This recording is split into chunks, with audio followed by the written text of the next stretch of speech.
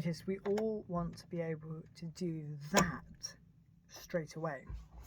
We never ever think that we can, ride a bike straight away without first taking baby steps, learning how to sit on the bike, how to balance on the bike. So why do we think when we come to the piano we can pick up any piece and straight away have mastery instantly? This is quite illogical, yet it is the common conception of many, including professional pianists, I myself included. But it's absolutely of paramount importance that we destroy this system of thinking, because you cannot play something perfect first time. It's impossible. We have to work.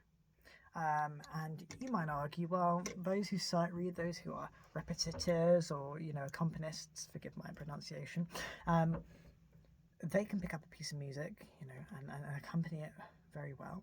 Well, that's true. But many accompanists have a lot of experience in playing a lot of repertoire, and also many know how to improvise well. The trick is not necessarily to play all of the notes, but to play enough of the notes in the right time and in the right order to give off a proficient performance or rehearsal. Though I don't want to anger any accompanists out there who are genuinely fantastic sight readers. But the trouble is, if we try and take a piece of music, for example, I'm looking at this prelude by Rachmaninoff. I really like the looks of this piece. And the thing is, I can't play it yet. But if I go to it, and as I stupidly did, I go to it and just play it at a fast speed, all hands together, going.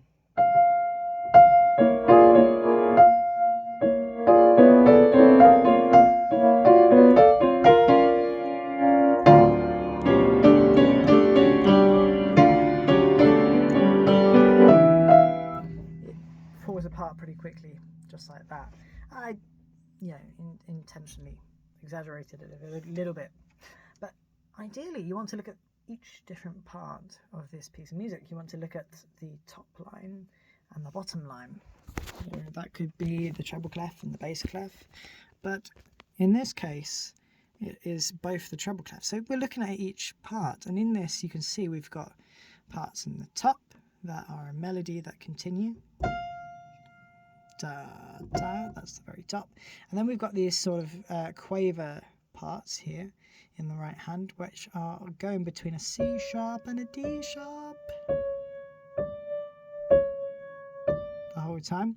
And then underneath that you've got what we might call the alto part, perhaps, or the tenor part, going E, F, E, F, E, F. So already there's a lot of information there that if I didn't spend time looking at, I might miss the intention of our composer here, in which case is Rachmaninoff. I might miss his melodic intentions here, his harmonic intentions, and I might miss out on interpretative quality.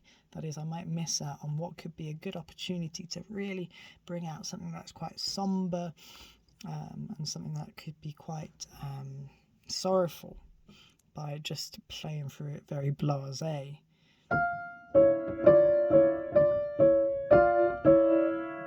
The other thing that you do is if you just blast through it, you miss out on these little markings for articulation, which in turn affect the melody. And again, the bass line here is very interesting because we're going between a B flat to a G sharp, and then suddenly the bass line goes up to a B natural. So if you just examine these beats here, the and of 1, the and of 2, the and of 3, and the and of 4, you can see we're going up in a chromatic pattern. And similarly, that's happening in the beats 2, 3, and 4. So there's a lot of interesting pattern and sequence going on in this piece. And if you look even closer, you can see we've got slurs and we've got various dynamics. So in bar 1, there is a humongous amount of information that would be missed if we didn't spend time looking at it. And one would expect a performer of solo piano repertoire to pick up on those details, particularly as Rachmaninoff has put them in there. So we have a duty of faithfulness and integrity to the historical record.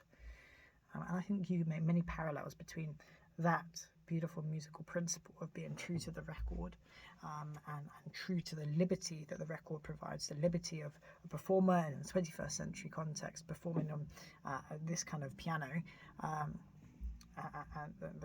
the way in which you might interpret it in our context with our mindset and our understanding of technology, and our own emotions and feelings. Is obviously going to be in that, and that's a great parallel to many other areas in the world, subjects such as theology and interpreting sacred texts, interpreting historical texts. You might see that parallel in mathematics, except mathematics is devoid of emotion, but there are these parallels, and so we see that music not only teaches us about how to play and create an audible art, but music teaches us, these wonderful cross-curricular links between how we analyze information and how we can apply that information, historically faithful, but also in a relevant 21st century context. So I encourage you to be a performer that spends time at the beginning using your powers of analysis. Secondly, don't rush to play it hands together. Thirdly, don't rush to bring it up to whatever the tempo marking is. Play it slow. Don't be like your students who always want to play everything at a crazy Tasmanian devil speed. And fourthly, allow the things of the past, the record of the past, to help frame your emotional interpretation, your stylistic interpretation of what's written on the score.